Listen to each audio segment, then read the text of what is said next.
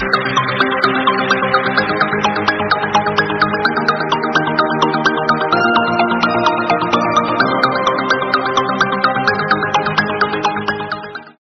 morning, everyone. See, if you ever have a startup event at 9 at this early in the morning, nobody shows up. Lesson number one, if you're trying to build a startup ecosystem. Vanakkam, it's wonderful to be here. Thank you to the Yarl IT team for inviting us. I actually came with a whole set of my friends who I grew up with, as well as Praji and Kishan and Asanka, who I work with very closely in investing in Sri Lankan startups. But it's the first time I've actually been back in Jaffna since probably, I was just asking, my mom is here too. I was just asking her whether she remembered when we were here, when I was here last. She actually lives in Colombo, so she comes back a lot more often than I do. I was here probably, it was somewhere probably between 1979 and 1982. And that's probably a time frame when none of you were born. How many of you were born in the year before 1982? You guys can't raise your hands, I know how old you are. Okay, there's actually 3 of you, right? So what I just said is completely irrelevant to all of you, but it's actually been that long since I was in Jaffna.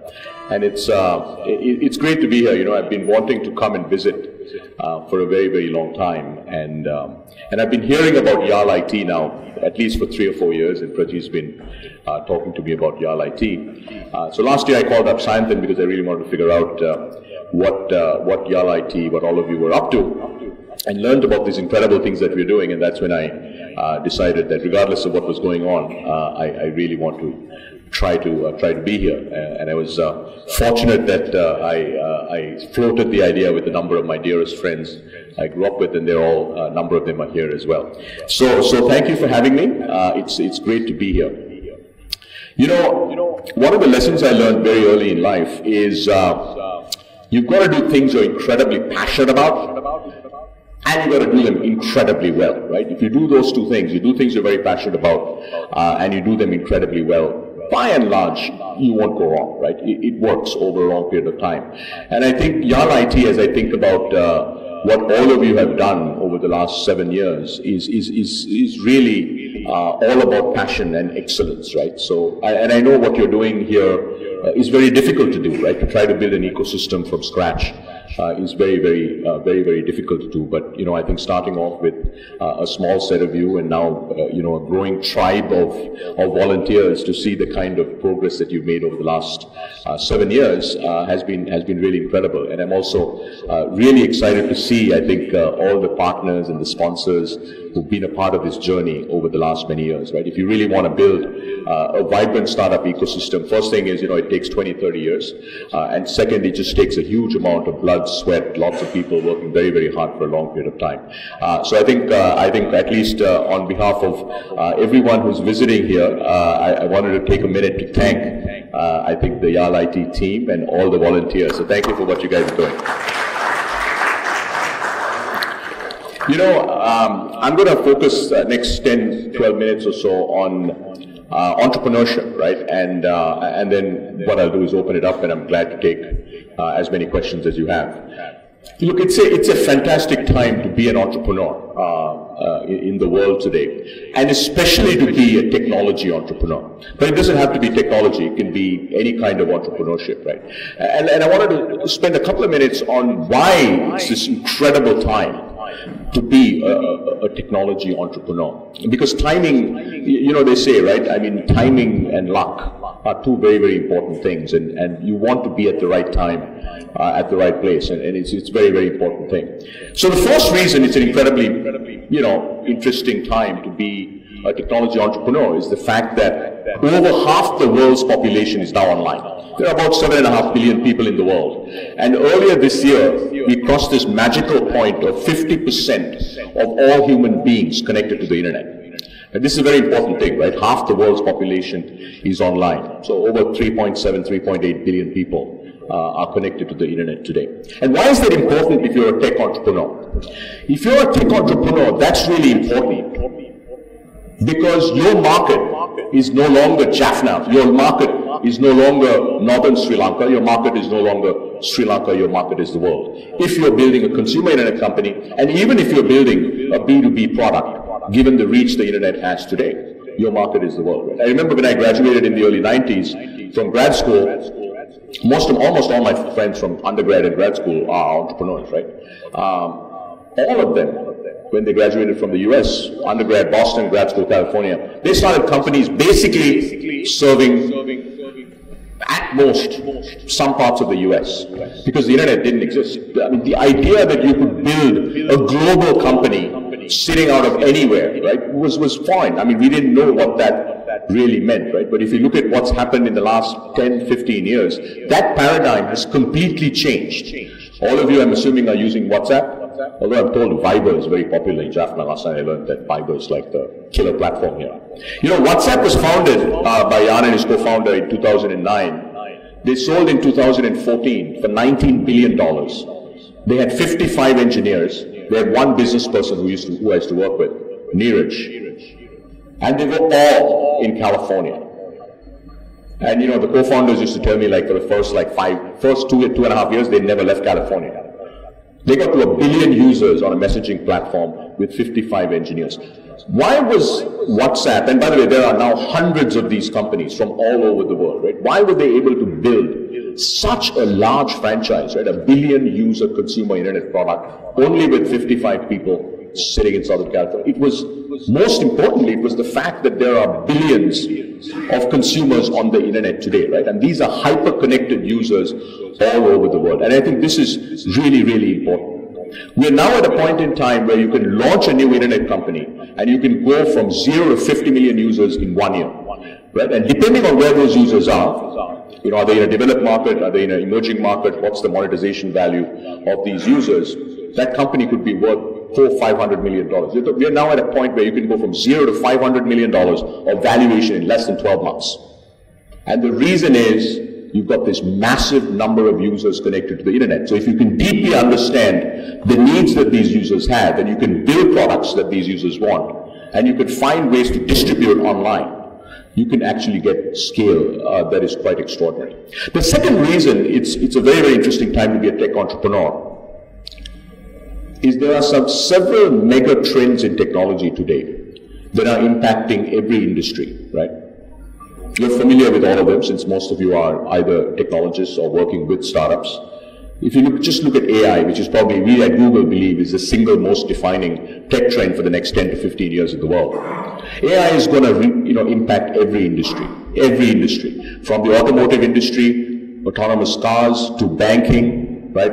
Autonomous bots, to opening a bank account in 2 minutes, to being able to give credit without actually having a credit record, all the way through industries like cement, where actually production systems of cement are going to be massively transformed through the combination of AI, IoT, and everything else. I'm told that there are a number of startups that are working on agriculture. Agriculture, the way we know it, is going to change very, very significantly. So if you look at the major tech trends, right, principally AI and ML, but you can look at all the other tech trends around Internet of Things, AR, VR, blockchain. Blockchain actually over a 10–15 year period is going to dramatically change the financial services ecosystem that we know. You know, it goes up and down. I mean, everybody talks a lot about Bitcoin. Bitcoin's not the real story, right? It's blockchain. So these mega tech trends will impact every single industry. And they won't impact industries in a very small way, right? They're going to impact industries in very significant ways. And when there is massive disruption in an industry, history shows us, right? Thousands of years of history shows us that the incumbents, which are the large companies, almost never cross the chasm. Some will, most will not. And that actually creates incredible opportunity for startups. When there are major tech disruptions, almost without exception, the winners end up being the new companies, because the large companies find it very, very difficult to adjust. So that is very, very interesting, right? These mega tech trends. And one of those trends that is actually, it's not really a new trend, it's been played out for the last 15 years or so, is open source. Sri Lanka's most interesting tech company, I believe, now that's a Rajan point of view, it may not be a broadly held point of view, is WSO2. Anybody here from WSO2? I saw that they actually have an engineering center, so I messaged Sanjeevan last night and said, it's awesome that you're in Jaffna. You know, WSO2 is, I know most of you who live here, probably if you're in tech, you know of the company, right? The reason what Sanjeev is built, and he's obviously stepped down now, is very, very interesting, is because they're using open source to disrupt the global middleware industry, right?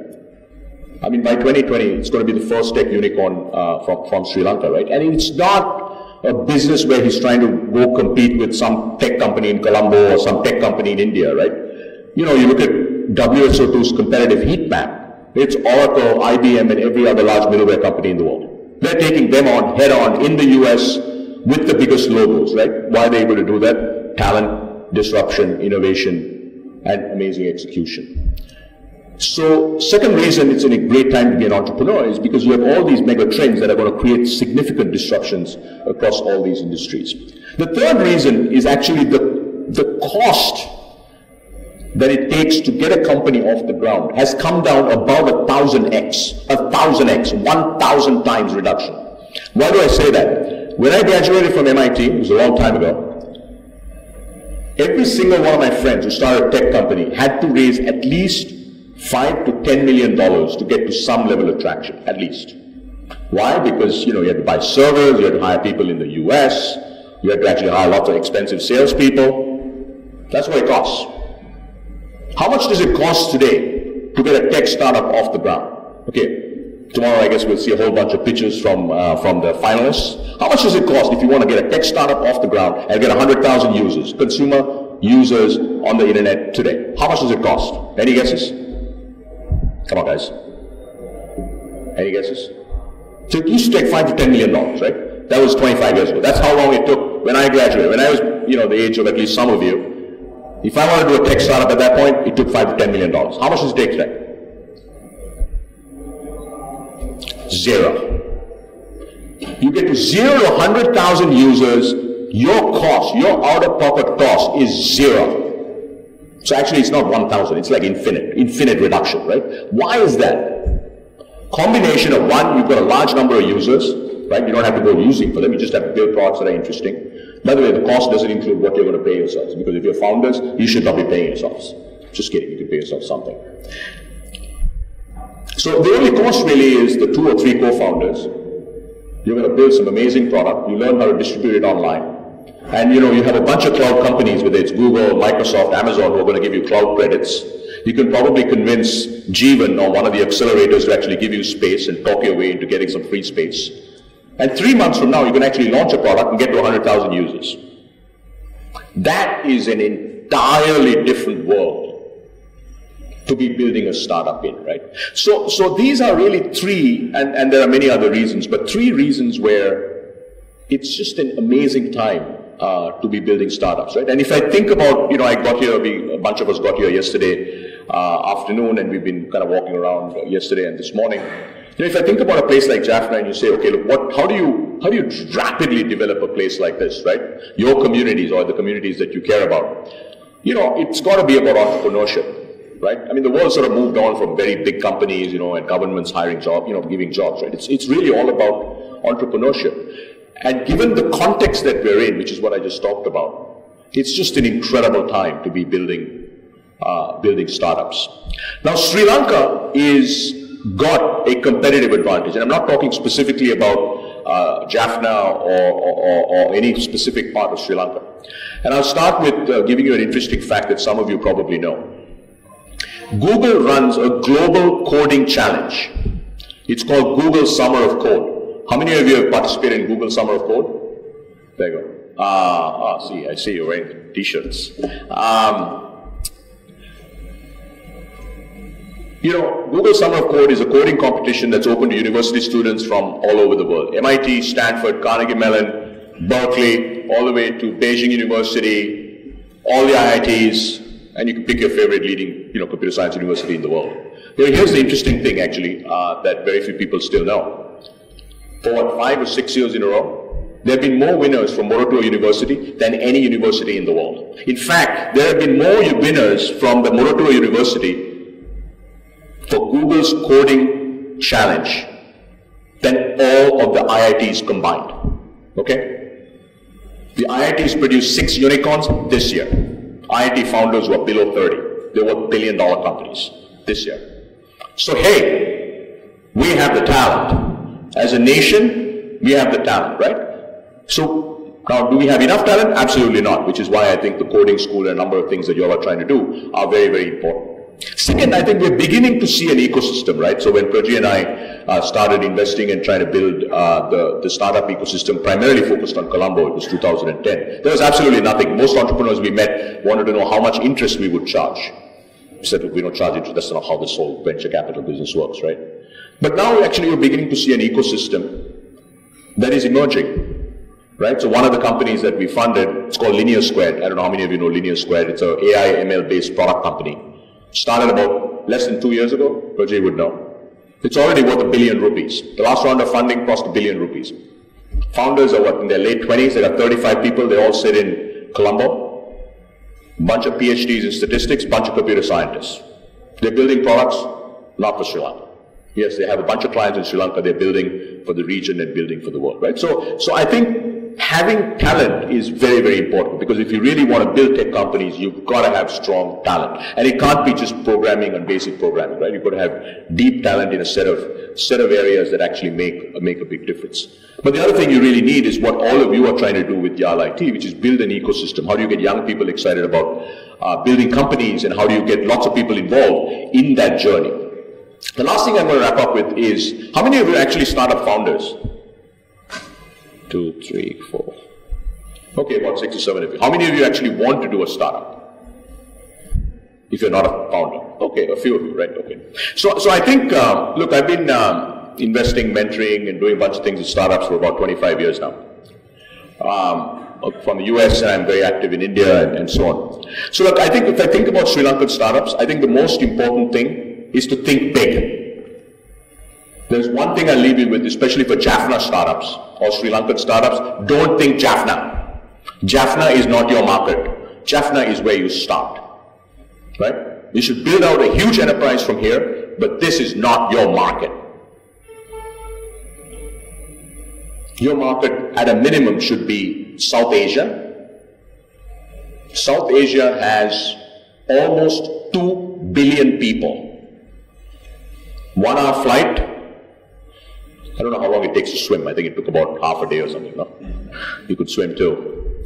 You know somebody who swam. It's a $2.5 trillion economy. $2.5 trillion economy that's growing at 7%, that has 400 million internet users. That's India. $2.5 trillion economy, growing at 7%, 400 million internet users. And this year, 2018, up through the month of September, that ecosystem created 6 new unicorns this year, right? That's like an hour flight from here. You go 4 hours to Singapore, Southeast Asia, or Indonesia, and you even have a direct flight to Indonesia. We don't have one from India.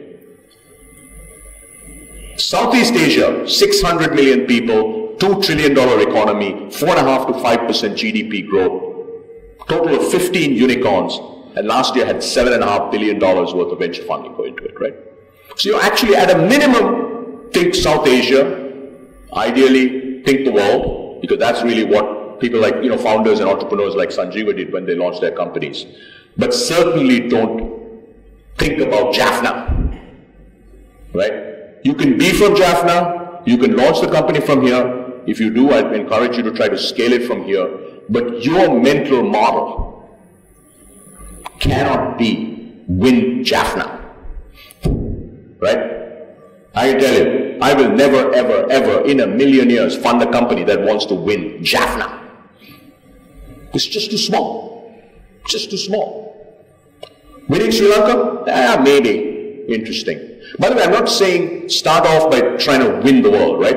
You could start off, you also as a startup, you have to get going, you have to build product, you have to get early wins.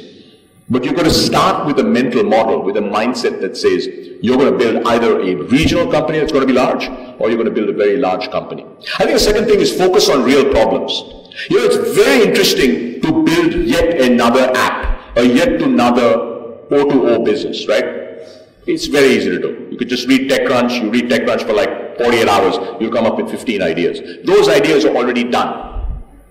They're done, generally. You may actually have an opportunity to build it out here, which is fine.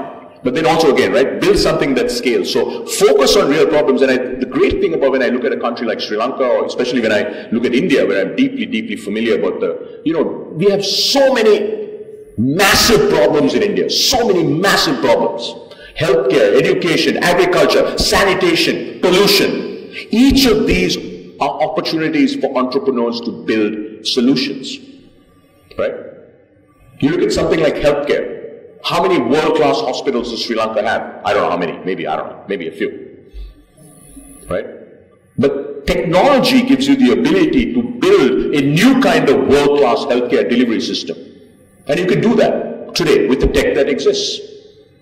And if you solve it for Sri Lanka, you pretty much solve it for South Asia, and then very quickly you can scale. So I think first is think big, think beyond Jaffna. I think the second is solve major problems, right? And the third one really is, look, think about building your team. The difference between a startup that scales fast and a startup that doesn't scale is the team. Just the two co-founders with two engineers, you can get so much done. You can hit it, you can actually, if you build a product like WhatsApp, you don't need to hire huge numbers of people. Consumer internet, app, flies really fast, global. But it's hard to build a company with only 3 or 4 people, right? Because difficult to scale. I'm not saying start with an army of people, because you'll never have the capital to start with an army of people. What I'm saying is think about scale. At every step of your journey, you should be asking the question, do we have the right people to build this company and take it to where we need to be? And then the last thing I can tell you today is, I know there's a lot of concern, and we see this because, Prajay and I are very actively involved with Sri Lankan startups. There's clearly a shortage of capital. There is no question. And if I see it in Colombo, I'm sure it's much worse here. But here's the really important thing I want all of you to know. If you're building an extraordinary company, there is no shortage of capital in the world today. There is more capital going after technology today than in the history of the world. In fact, last year, there was more capital deployed in the world than the previous 10 years combined. Why? Because of SoftBank. Right? One firm goes out and raises $100 billion. Everybody else is to go raise $10, $20, $30 billion. 5 years ago in India, the total venture capital that went into the ecosystem was less than $1 billion. Last year was $18 billion. Right? So there's no shortage of capital. If you're building an incredible company, if you're building a Me Too business, yes, of course there's going to be a shortage of capital. Because the best investors in the world really don't want to. So I hope that's useful. Again, I'm delighted to be here with all of you today. I think all of us are incredibly excited to meet the entrepreneurs who are building companies. And here's what I'd love to see. I think over the next 5 or 10 years, I'm hoping that since all of you are very deeply involved with Yarl IT, I hope that you end up producing a whole bunch of really, really interesting companies that will take on the world. Thank you.